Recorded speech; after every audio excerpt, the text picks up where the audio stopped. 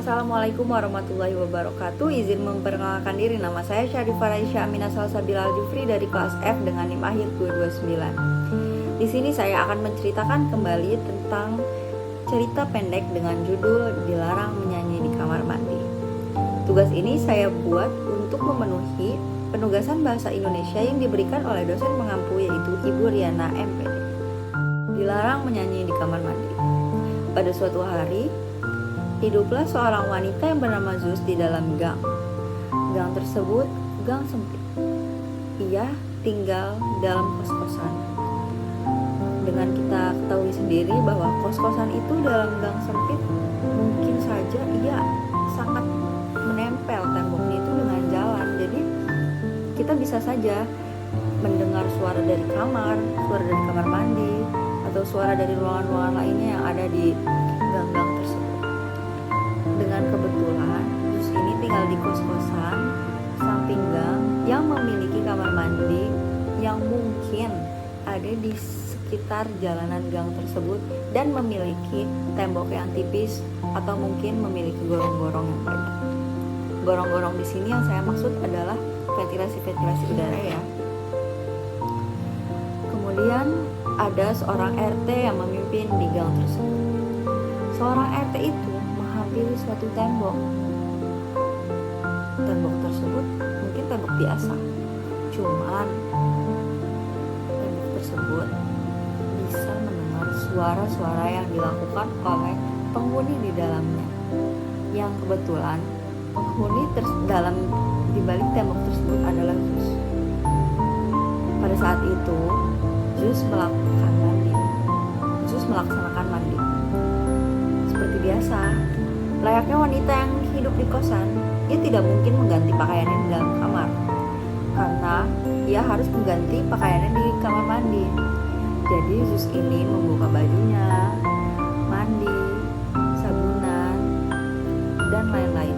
Mungkin Zeus memiliki kebiasaan jelek, yaitu menyanyi di kamar mandi. Dimulai dari suara membuka bajunya, yaitu membuka sletingnya, itu sudah terdengar oleh Bapak RT. Suara tersebut bisa menimbulkan imajinasi yang negatif bagi laki-laki. Yang topik di sini adalah Bapak RT ataupun bapak-bapak yang ada di gang tersebut ya.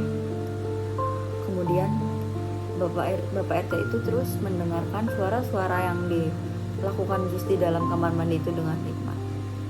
Lama-kelamaan suara ini tuh menjadi suara nyanyi yang dengan sorak-sorak basah. Bapak RT itu menikmati suara itu. Mungkin suara itu bisa menambah imajinasinya ya sebagai seorang laki-laki.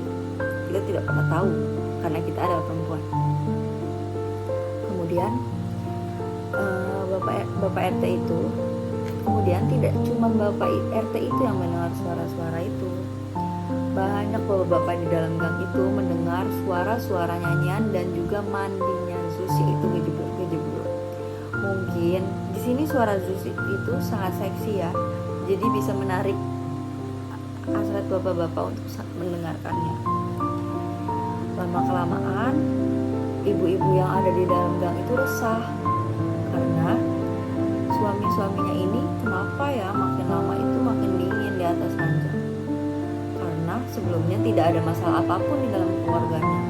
Itu menjadi suatu tanda tanya besar bagi seorang ibu-ibu. Seperti kita ketahui, tinggal di gang itu kita memiliki teman-teman dan juga tetangga yang sangat mudah untuk kita bertemu dalam sehari-harinya.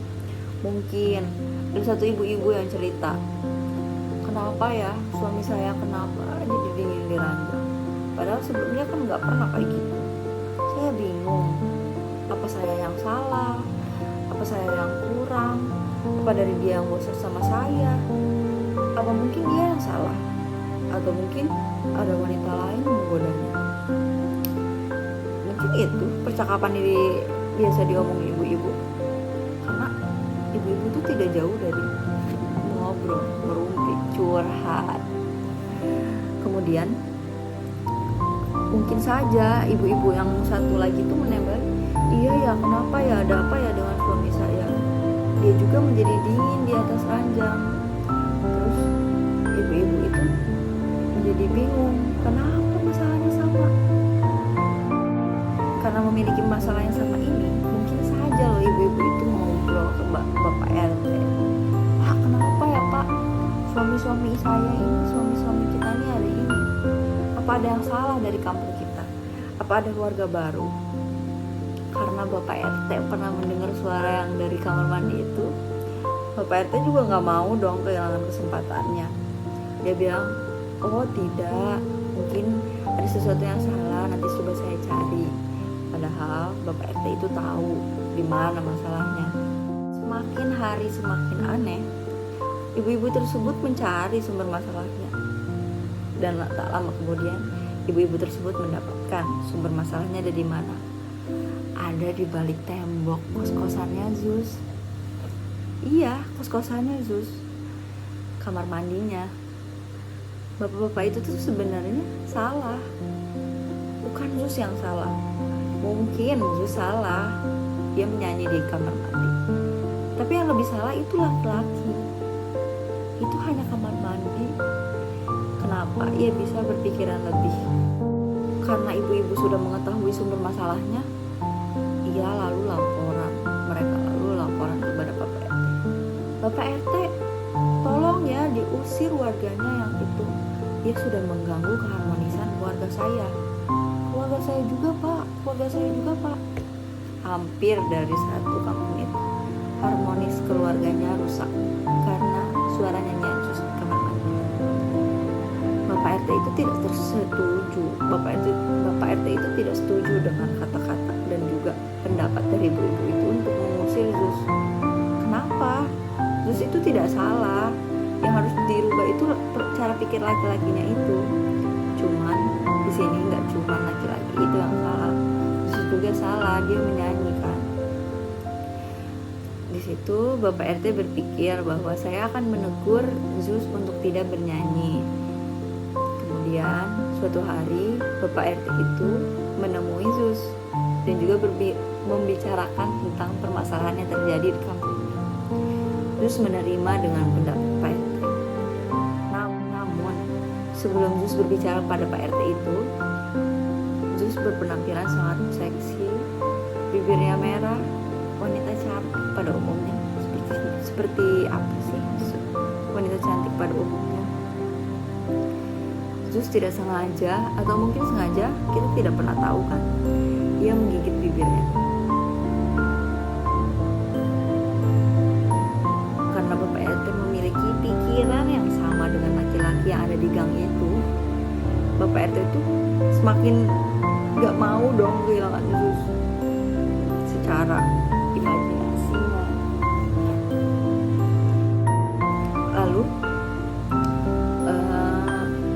beberapa hari ke depan, bapak-bapak itu tetap mendengar menunggu suara-suara mandinya Zus di balik tembok itu.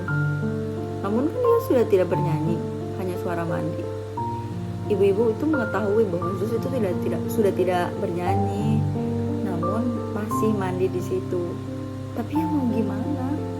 Itu kan tempat tinggalnya, hak dia dong untuk mandi di situ. Kemudian ibu-ibu ini laporan lagi ke Pak RT. Pak RT, suara Zus mandi masih membuat suami saya dingin di ranjang. Itu tidak mengubah banyak dari sebelumnya. Wah, lalu saya harus bagaimana? Jawab Pak RT. Kemudian Bapak RT menghampiri lagi Zus.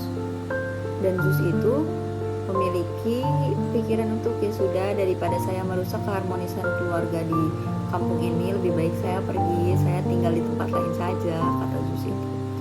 Dan syukur Zus di sini lapang hati karena mungkin dia juga risih karena laki-laki itu berpikiran lebih padahal ia tidak ada maksud sama sekali. Mungkin itu satu kesalahan yang bisa membuat fatal. Setelah Zus pergi dari kampung itu, bapak-bapak tersebut masih dingin di atas ranjang. Cuman istri-istrinya itu memberi pengertian, ingat. Dan ketika benar-benar pergi di jam yang sama, karena Zus itu kan mandinya teratur di jam yang sama. Kita ambil contoh jam 3, bapak-bapak itu malah kayak berhalusinasi.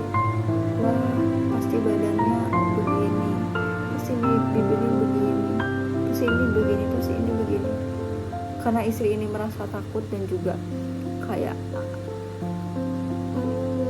ini tidak beres gitu.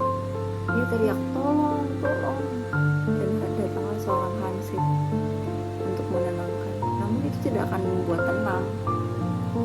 Singkat cerita, Pak RT berpikir, apa ya yang harus saya lakukan supaya kampung ini kembali harmonis.